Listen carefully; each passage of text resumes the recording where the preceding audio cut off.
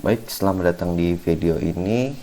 Kali ini saya akan uh, menceritakan hasil pembelajaran saya terkait developing an IT strategy yang merupakan chapter 3 dari bukunya John Ward, yaitu berjudul From Strategy Planning for Information System, third edition, yaitu John Ward and Joe Pepper. Perkenalkan, nama saya Adam Akbar. Oke, kita langsung saja. Nah, ini adalah most common, jadi alasan yang paling sering untuk organisasi ketika mengadopsi ISIT strategi proses. Yang pertama adalah penyelarasan strategi bisnis dan strategi ISIT. Yang kedua adalah menciptakan keunggulan kompetitif. Yang ketiga adalah membangun infrastruktur teknologi yang fleksibel. Dan keempat adalah pengembangan sumber daya dan kompetensi untuk keberhasilan penerapan ISIT.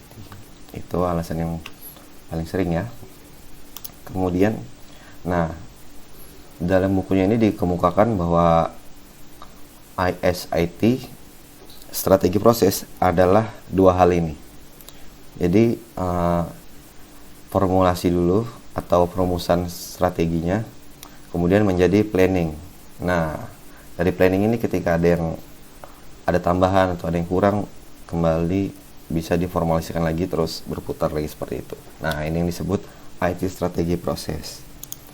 Nah, kemudian di bukunya ini dikemukakan juga ya bahwa strategi proses ini terdapat 5 tahap. Nah, yang pertama adalah perencanaan integrasi antar aplikasi komputer untuk dapat bekerja secara efektif dan efisien. Jadi integrasinya direncanakan antar aplikasi, jadi mau dipecah sampai berapa aplikasi gitu untuk bisa efektif dan efisien gitu. Yang kedua adalah melakukan pendekatan top down, jadi dari atas ke bawah ya, atas ke bawah, dan memulai membuat prioritas aplikasi berdasarkan relevasi kepentingan bisnis. Nah, jadi habis dipecah tadi diprioritaskan yang mana yang mau duluan dibuat, yang mana yang belakangan gitu. Yang ketiga adalah perancangan teknologi untuk implementasi ISIT. Jadi teknologi apa saja mau digunakan, server apa segala macam infrastruktur masuk ke sini. Yang keempat adalah mengumpulkan ide dan masukan dari user atau pengguna gitu.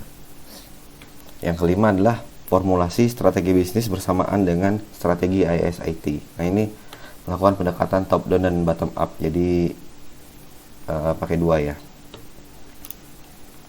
Nah, ini adalah tabel yang tadi, tahap-tahap tadi untuk lebih mudah terdapat di detailnya. Jadi ada main test, ada key objective. Nah, jadi bisa diikuti secara mudah ya. Kemudian selanjutnya adalah problem and barrier. Jadi ada masalah dan hambatan kurang lebih.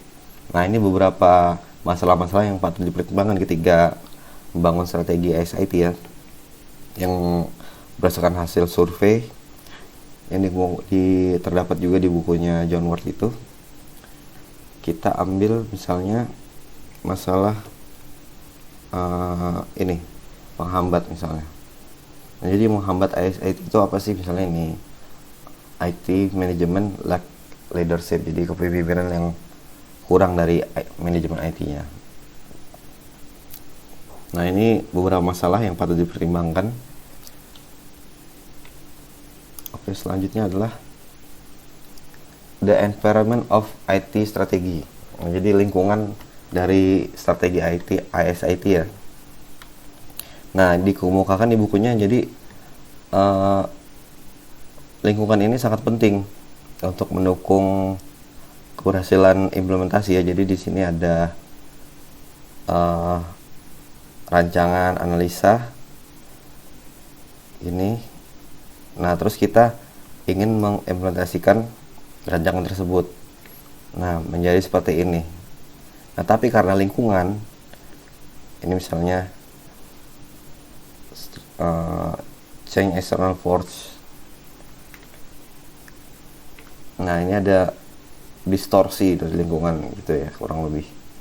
Nah akhirnya implementasinya melenceng ke ini akhirnya sini karena lingkungan tadi itu kurang lebih. Jadi ini adalah challenge of planning strategically for IS80 today. Jadi tantangan untuk perancangan strategi IS80. Nah, jadi tantangannya kita bisa menemukan keuntungan kompetitif dari aplikasi IS80. Kedua adalah cakupan perencanaan yang lebih luas gitu. Yang ketiga adalah memadukan teknologi yang ada sekarang. Yang keempat adalah integrasi sistem yang baru dengan sistem yang sudah ada. Yang kelima adalah menangani hal yang terjadi pada IS80 misalnya down atau apa gitu, gimana penanganannya. Nah, selanjutnya adalah membangun strategi. Nah, jadi di bukunya dikemukakan jadi strategi itu harus ini continuous process gitu. Jadi harus berproses terus ya strategi ini berkembang. Nah, setelah di samping sejalan dengan perkembangannya proses ini, kita juga mempelajari prosesnya. Jadi harus dipelajari terus prosesnya ini, ada celahnya di mana gitu, kurang lebih saling mengisi ya dua ini. Yang ketiga adalah inisiasi siklus strategi. Nah, ini tahap inisiasi ini adalah yang saya baca itu cuma adalah menjawab beberapa pertanyaan-pertanyaan dasar ya. Ini sudah siap apa belum? Kalau belum siap, akhirnya direncanakan lagi. Nah, yang keempat adalah membangun kriteria sukses. Jadi dibilang sukses itu seperti apa? Nah, di sini ada salah satu contoh kriteria sukses. Jadi dari resource, dari sumber daya, masuk ke strategi proses IS80, efisiensi, enrichment, effectiveness, dan tujuan. Nah, ini salah satu contoh sukses kriteria yang dikemukakan di buku. Jadi ketika efisien atau enrichment dan efektif, nah ini jadi dia bilang sukses gitu. Selanjutnya adalah tujuan stimuli driving. Jadi stimuli ini apa ya kalau bisa dijelaskan? Pemicu gitu. Pemicu dari pembangunan strategi IS80. Jadi tujuannya untuk memastikan bahwa kemungkinan terbaik yang bisa dicapai dari investasi IS80. Nah, pemicunya adalah ini. Bahwa yang bisa menjadi pemicu dari IS80 itu adalah external business factor, external technology factor, internal business factor, dan internal technical factor. Ini nanti ada lagi di belakang. Nah, di sini juga ada dimension of change. Jadi dalam IS80 itu ada perubahan juga, yang mana kan tidak terjadi dalam semalam ya pembangunan ini. Jadi seiring berjalan waktu ternyata ada perubahan gitu. Ada perubahan. Nah, jadi di sini adalah mapping perubahan itu. Misalnya ini adalah tingkat perubahannya, taktikal atau strategi, ini kecepatan perubahannya, rapid, cepat, atau terukur. Jadi misalnya kita taktikal dan terukur, nah ini yang dilakukan continuous improving atau TQM gitu. Misalnya strategik dan cepat, nah kita masuk dalam sini attack, fokus di inovasi, keuntungan kompetitif gitu kurang lebih. Nah, selanjutnya adalah scope, objective, dan expectation. Cakupan tujuan dan ekspektasi. Jadi scope ini ditentukan berdasarkan strategi unit bisnis. Jadi per unit bisnis ya. Jadi bisa aja dalam satu perusahaan itu ada banyak unit bisnis. Nah, ini per unit bisnis bakal beda gitu strateginya. Nah, terus ekspektasinya adalah ini beberapa ekspektasi yang dikemukakan di buku gitu ya. Jadi misalnya kita ambil ini, menaikkan apa, edge kompetitif, competitive edge, menaikkan pemahaman manajemen tentang ISIT gitu kurang lebih. Ini ekspektasinya yang harus dicapai. Nah, ini juga general set of objective, ini yang biasanya digunakan ya. Ini beberapa yang dikemukakan di buku, bisa dibaca lebih lengkap di buku. Kita ambil salah satu misalnya ini, determine an effective and achievable organization structure for the AS function gitu, menentukan efektif dan terjangkau, tercapai struktur organisasi untuk AS function gitu kurang lebih, tujuan yang umum ya. Nah, seperti itu. Kemudian selanjutnya adalah, nah ini yang paling penting dalam bab 3 ini saya baca ya. Ya, jadi ada dikemukakan sebuah bingkai kerja dalam buku ini untuk AS IT strategi. Nah, seperti ini. Jadi bukan oleh John Ward dan Pepper. Nah, jadi ini untuk formulasi dan planning. Nah, di sini ada tadi external business environment. Ini adalah lingkungan eksternal dari bisnis. Ini contohnya seperti mata uang, kebijakan negara gitu yang berpengaruh terhadap bisnis. Nah, di sini ada juga, kita di sini dulu, internal business environment. Ini maksudnya lingkungan di dalam bisnis, lingkungan internal bisnis, lingkungan internal perusahaan gitu kurang lebih. Dan di sini ada external ISIT environment. Ini misalnya ini teknologi-teknologi yang berkembang di luar ISIT yang kita bangun, yang berkembang saat ini gitu. Yang selanjutnya adalah internal ISIT environment. Jadi lingkungan internal ISIT saat ini yang kita miliki itu. Nah, ini semuanya masuk untuk strategi proses. Semuanya masuk di proses. Nah, tadi internal IT ini menjadi portofolio, current application portfolio. Jadi portofolio aplikasi yang ada saat ini. Kemudian proses ini menghasilkan 3 output: business IS strategi, ISIT management strategi, dan IT strategi. Nah, dari 3 ini menjadikan portofolio aplikasi ke depan. Nah, ini akan mengubah portofolio yang ada saat ini gitu kurang lebih frameworknya ya. Nah, kemudian ini adalah selecting, defining, dan implementing a strategy approach.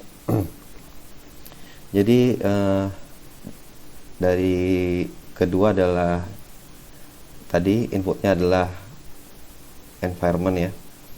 Sini juga framework untuk formulasi dan planning juga.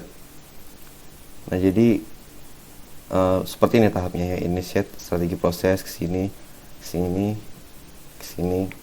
formulasi strategi, prepare, migrasi. Nah, ini nanti outputnya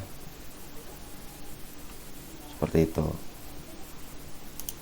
Nah, yang ketiga adalah analytical and creative technique. Jadi setelah jadi strategi, kita analisa hasilnya gitu kurang lebih.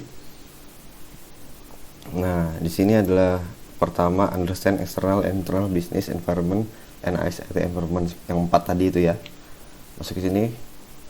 Nah, tujuannya apa nih? Di sini define application portfolio to meet current business need, menemui kebutuhan bisnis saat ini. Ketika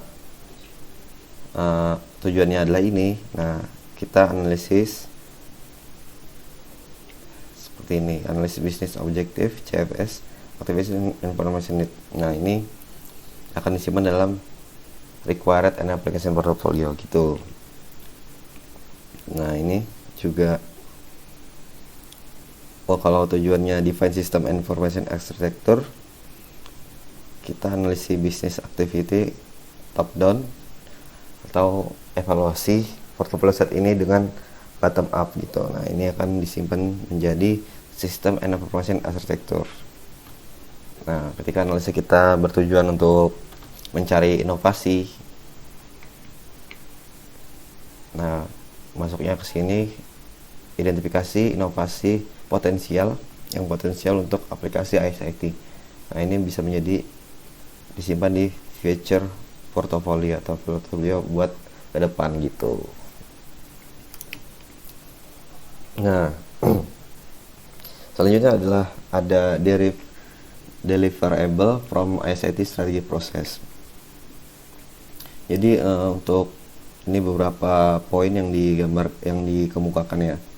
Jadi ini untuk mendukung tersampaikannya ISIT gitu kurang lebih. Jadi ini beberapa pertimbangan, misalnya kita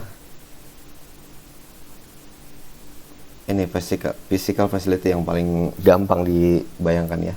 Jadi baiknya ada fasilitas fisik seperti ruangan, gedung gitu untuk mengerjakan ini ISIT strategi proses ini. Itu tanpa itu secara ini bakal susah, akan misalnya ada meeting ketika rancangan itu didiskusikan. Nah, lebih mudah diadakan physical facility gitu kurang lebih. Atau ini application portfolio, jadi dibuat portofolionya untuk memudahkan penyampaiannya gitu kurang lebih. Oke, segitu saja dari saya. Mungkin kalau ada koreksi bisa ditulis di kolom komentar. Terima kasih, sampai ketemu lagi.